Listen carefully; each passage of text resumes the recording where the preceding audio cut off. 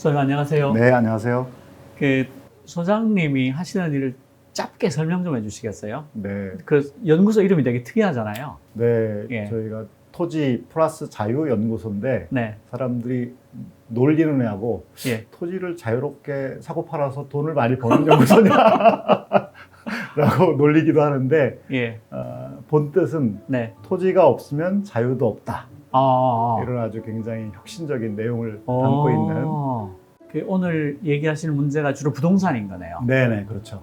토지라고 하는 것은 이제 사람의 삶에 있어서 꼭 필요한 그렇죠. 재화잖아요. 예. 토지가 없으면 살 수가 없으니까. 토지는 또 만들어낼 수도 없으니까. 맞아요. 근데 이제 토지 위에다가 건물을 세워서 그걸 부동산이라고 부르는데 네네. 건물의 가치는 시간이 지나면 떨어지고 그렇죠. 토지의 가치는 위치가 좋아지면 올라가고. 올라가죠. 그러니까 이제 땅값이 계속 올라가는 거를 사람들이 이제 경험하게 되면 그렇죠. 아, 땅으로 돈을 벌 수 있구나. 네네. 부동산으로 돈을 벌 수 있구나라고 해서 수요가 막 몰리죠. 그렇죠. 그러면 가격이 막 올라가죠. 네. 그러면은 부동산을 가진 사람과 가지지 못한 사람, 집을 소유한 사람과 소유하지 못한 사람 간의 격차가 벌어지게 되죠. 예, 불평등이 이제 막 증가하게 되는데 네네네. 이 부동산 문제를 해결하기 위해서 우리가 어떤 질문들에 대답을 하면 될까요? 부동산으로 버는 돈이 이렇게 불로소득인가? 라고 하는 질문을 우리가 한번 해보면 좋을 것 같아요. 네.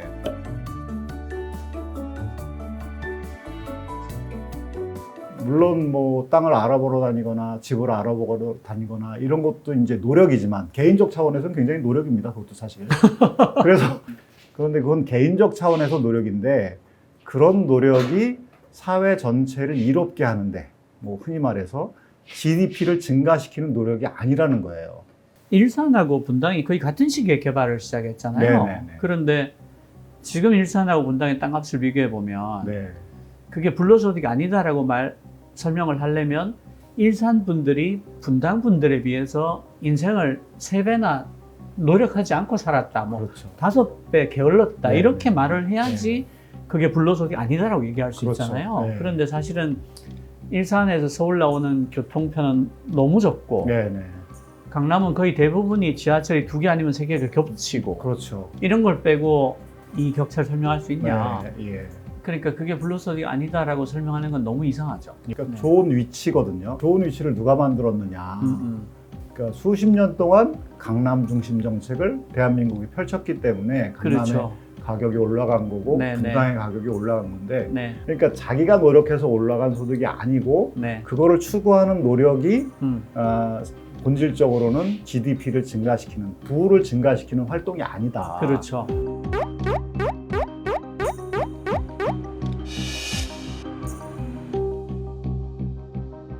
전세값이 오르면 전세금을 예. 내는 사람이 비용을 훨씬 더 많이 내야 될 거고 그렇죠. 임대료가 올라가고 일산에서 분당으로 이사 오려면 어마어마한 대출을 붙여서 이사 와야 될 예, 거고 예. 그럼 그게 다 이제 이분들이 그렇죠. 이분한테 부를 전이하는 꼴이죠. 그렇죠. 소득의 역재분배. 역재분배죠. 예, 예. 덜 가진 사람이 더 많이 가진 사람한테 돈을 더 많이 내야 되는 예, 꼴이니까. 예, 네. 예, 예.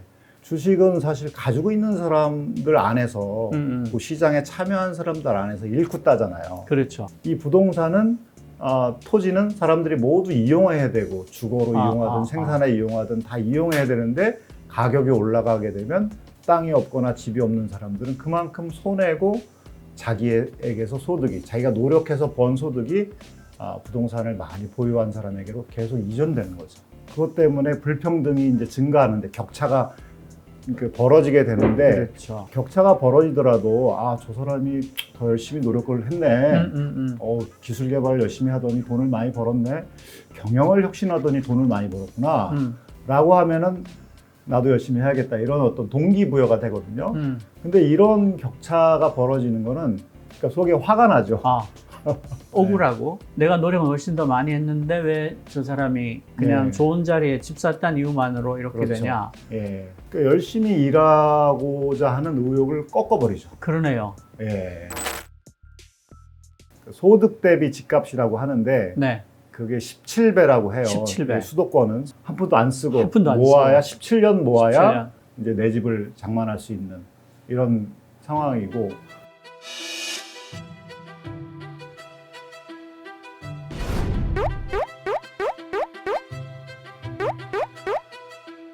우리나라가 해마다 신규로 그 집을 새로 공급하는 주택이 50만 호 정도 되거든요. 아. 근데 그 중에 절반 이상을 집이 있는 사람들이 사가요.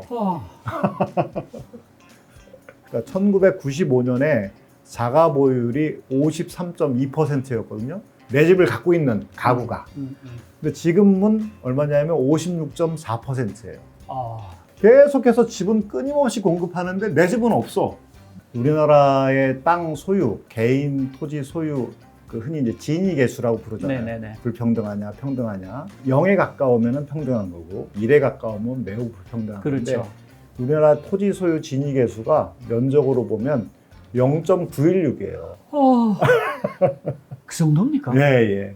와, 0.916이면 그러면 그냥 10%도 안 되는 어떤 사람들을 위해서 나머지 90%가 불을 네. 계속해서 넘겨주고 있다는 얘기. 그렇죠. 심지어는 우리가 해방 직후 1945년 그때도 왜 지주 소작 관계 대부분의 사람들은 소작농 살고 있고 소수가 지주였잖아요. 네네네. 네, 그때 진위계수가 0.73이었어요. 헐. 그럼 그때보다 더 조선 나빠졌어. 말보다 더 나쁜 예, 말. 예, 예. 해방 직후보다 더 나빠진 상태. 와, 이거 완전 미친 건데요. 예, 예, 예. 그러니까 조선 말에 그 양반들이 땅 다 갖고 있던 예. 그 시절보다도 지금 훨씬 더 예, 흉악하다. 예, 예. 그럼 청년들이 애를 낳을 이유가 없죠. 그렇죠. 그러니까 우리나라의 부동산 투기는 사실 강남을 개발하면서 일어났거든요. 맞아요. 예, 예. 60년대 예. 말부터. 예. 그때 이제 복부인의 그림이 뭐 신문에 카툰에 이렇게 보면 복부인들이 그때 막 복부인이라고 돌아다니고 그랬죠. 빨간 바지 입고 돌아다니고 예, 막 예, 예. 빨간 바지.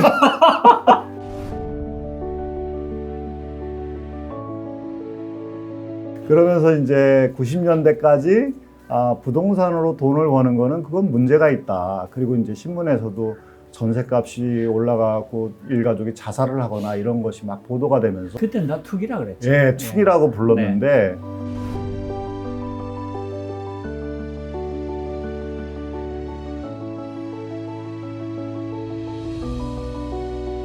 외환위기 이후부터 이제 우리나라의 금융 제도가 좀 바뀌는데요.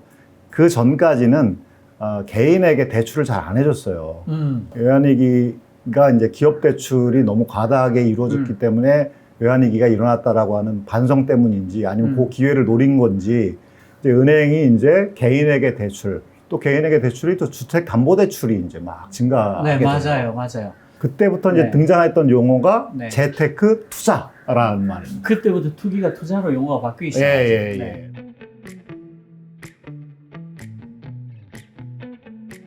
뭐 투자야 투기야 뭐 그걸 어떻게 구분해? 네. 재테크인데 예. 뭐 주어진 기회를 잘 활용하는 건데 내가 뭐 누구를 피해를 준 게 아니라 주어진 조건에서 내가 가장 이익이 될 수 있는 경제 행위를 한 건데 뭘 그걸 갖고 비난을 하느냐. 너도 할 수 있다. 은행에 가서 너도 돈을 빌려서 해라. 네. 라고 하는 인식이 굉장히 강해졌죠. 신시가지 시범 단지 아파트에 모델 하우스가 옮기된 경기도 성남시 백현동 상공입니다. 단지 집을 구경하려는 행렬이 지난번 추석 때 빚어졌던 귀경 행렬과 조금도 다를 바 없습니다.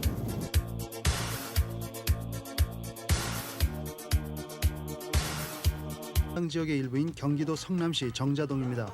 평당 7만 5천 원이던 것이 한 달 뒤에 17만 원에서 28만 원까지 뛰었습니다. 다주택자들이 사실 전세 끼고 집을 샀죠. 예, 대부분. 예. 예, 대부분 그렇게 사는데 전세 대출이 등장하고 나서 갭투기라는 말이 나왔어요. 전세 대출이 증가하니까 매매가하고 전세가하고 이렇게 갭이 줄어들었어요. 줄어들었죠. 예, 그 갭이 줄어드는 걸 그때부터 이제 갭투기라는 용어가 등장을 했죠.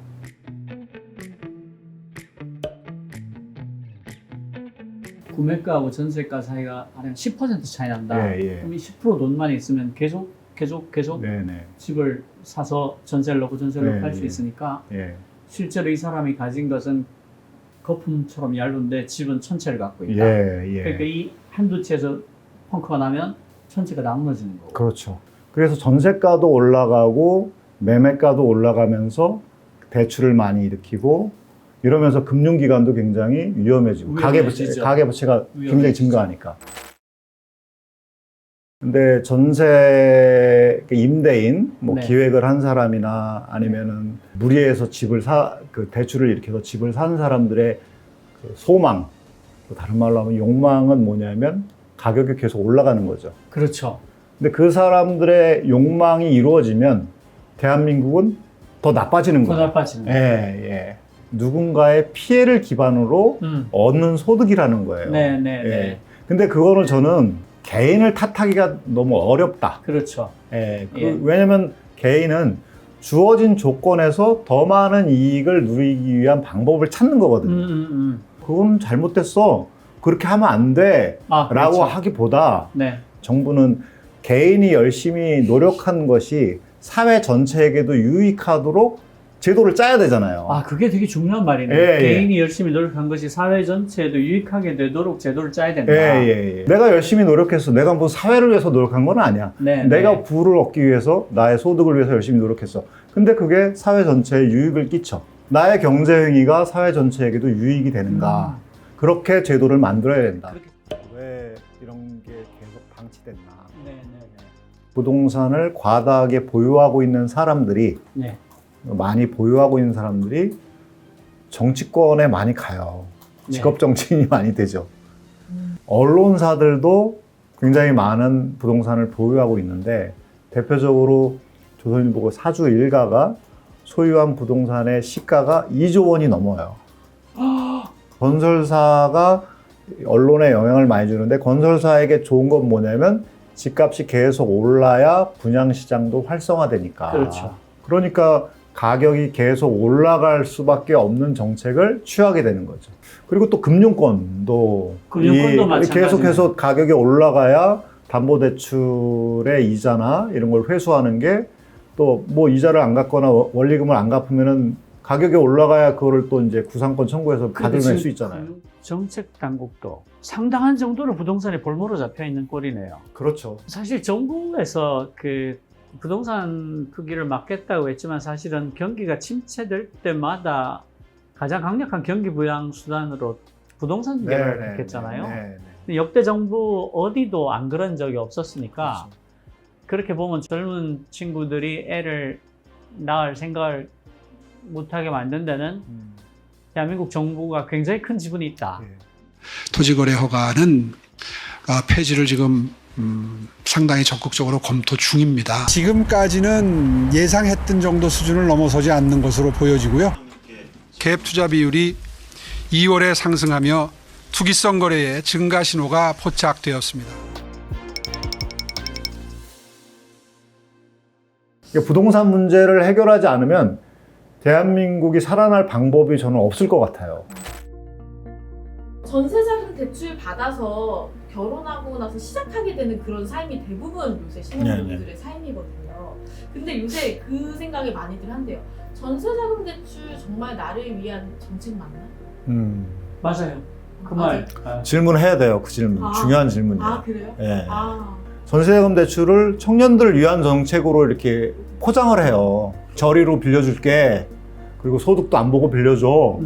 라고 하는데 근데 알고 보면 그거는 다주택자들을 위한 정책이고 청년들을 위한 정책이 아니다.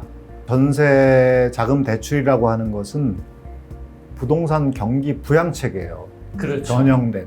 네. 왜냐하면 그 돈은 다주택자들에게 들어가는 거거든요. 그러니까 무이자로 다주택자들에게 빌려주는 거죠. 무이자로 빌려주는 예. 거죠. 네. 그러니까 이자는 누가 내느냐? 세입자가 내는 거예요. 청년들이 맞아요. 내는 거죠. 청년들이 내는 거죠. 예. 그게 이명박 정부 때부터 전세 자금 대출이 들어왔어요. 아. 그 전에는 전세 자금 대출이 없었어요. 근데 그 들어온 게 이명박 정부는 기획을 하고 이건 그 집값을 떠받치려면 전세 대출을 해주고 처음에는 1억까지 대출해주다가 또 2억까지 대출해주다가 박근혜 정부는 또 3억까지 5억까지 이렇게 이제 올라가니까 전세가도 따라 올라갔어요. 그러니까 이제 다주택자들이 더 많아지고 갭투기라는 용어가 그때 생긴 거거든요. 엄마 아빠도 다 부동산으로 돈 벌었잖아. 예. 라는 질문에 대해서 기성세대로서 어떻게 말씀해 주실 수 있으신지. 그것에 대한 기성세대, 그러니까 대부분의 사람들이 그거로 돈을 많이 번 거는 아니고요. 예, 그런 사람들이 그리고 대략 있는 거죠. 일종의 반성? 그거를 해야 된다고 봐요. 이런 식으로 부를 축적하고 돈을 버는 것은 우리 사회 전체에게는 정말 안 좋은 거였구나라고 하는 반성. 그러면은 만약에 지금에 있는 젊은 세대들도 그렇게 부동산으로 돈을 벌려고 한다면 한국 사회가 어떻게 되겠느냐. 지금보다 더 나빠진다. 그러니까 사실은 기성세대가, 상당한 기성세대는 반성을 해야 되겠죠. 저는 이게 부동산이 오징어 게임이라고 생각해요. 그러니까 죽을 사람 숫자가 정해져 있는 게임을 하고 있는 거예요. 죽는 사람 숫자는 변하지 않는데 이 게임을 계속 할 거냐? 그만둘 수 있어요. 우리가 다 합의하면. 네네네, 맞습니다. 오징어 게임이 그렇게 끝나잖아요. 우리가 다 합의해서 나가자. 예. 그러니까 이게 한국 부동산이 저는 정확히 오징어 게임이라고 생각해요. 네, 우리나라뿐만 아니라 전 세계가 네. 이 자산 거품 때문에 다 이제 아주 굉장히 골머리를 앓고 그렇죠. 지금 있거든요. 엄청나죠. 그러니까 우리나라는 특히 부동산 때문에 더 그런 건데 네. 미국도 그렇고 뭐 스웨덴도 그렇고 자산 버블이 굉장히 심각해요. 근데 이제 우리나라가 새로운 방식으로 이 문제를 풀었다. 그렇죠. 라고 하면 풀었다. 그렇게 해서 이제 국가 소멸 이런 말도 나왔는데 점점 이제 출생률도 올라가고 그러고 청년들이 점점 활기를 되찾고 그런 나라가 됐다라고 하면 저는 전 세계가 굉장히 주목할 것 같아요.